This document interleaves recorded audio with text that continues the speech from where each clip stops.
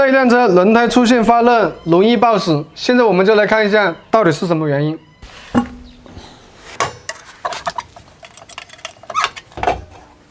现在我们就踩下刹车踏板，看一下分泵能不能够正常回位。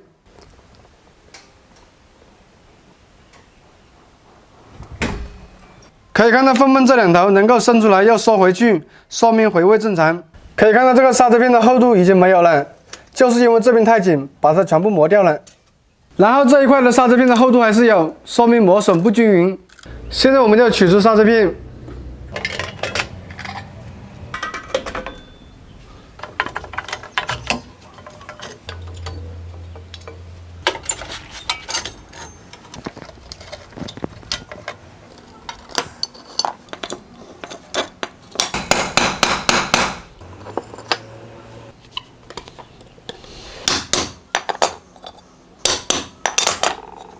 现在我们再更换新的刹车片。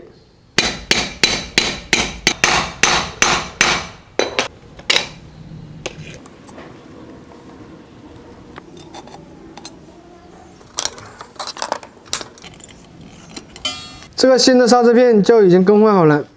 现在我们就装车，先把这根刹车线装好。现在刹车线装好了，然后就套进去。现在刹车片就固定上面去了。然后我们就装刹车盘，可以看到很松，所以我们要把这个刹车调高一点。这个装置就是调刹车的。现在我们要拨动这个齿轮，这样就是把它调出来。如果往反的方向拨就是调松，因为我们也要注意刹车分泵，一定要保证里面的活塞进出灵活。我们一般调到刹车盘与刹车片转动的时候有轻微的摩擦声音，就是刚好合适。如果刹车片调得太松了，那么制动效果就不好；如果调得太紧了，刹车片与刹车盘就会挨得很紧，这样子行驶的时候就会发热，容易磨损刹车片。刹车片更换的话是左右两个轮子同时更换，所以这边的更换方法也是一样。现在这一辆车在行驶的时候，前面的底盘下面发出很强烈的异响声。现在我们就来试车，大家来听一下声音。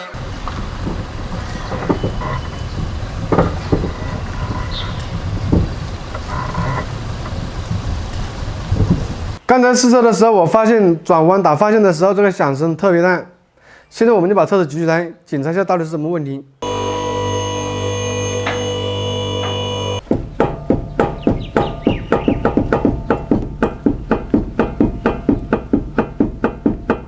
刚才我们用手扳动轮胎的时候，可以看到下摆臂球头这里有很大的间隙。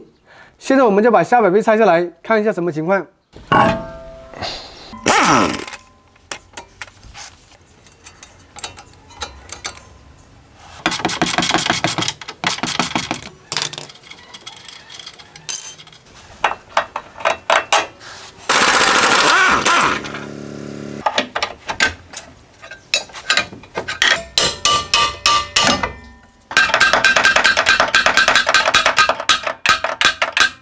这一个就是下摆臂，然后这个就是下摆臂球头，可以看到球头有很大的间隙了。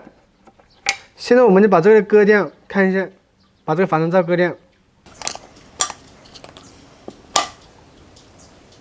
可以看到这个下摆臂球头里面磨损严重了，然后有很大的间隙。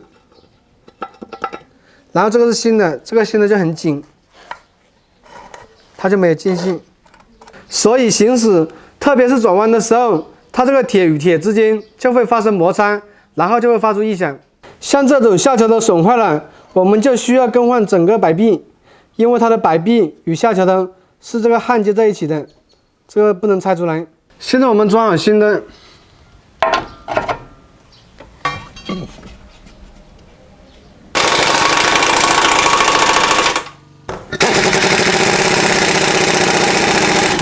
现在下摆臂更换好了，我们就把车子放下来试下车去。现在下摆臂已经更换好了，然后我们试一下车，再来看一下。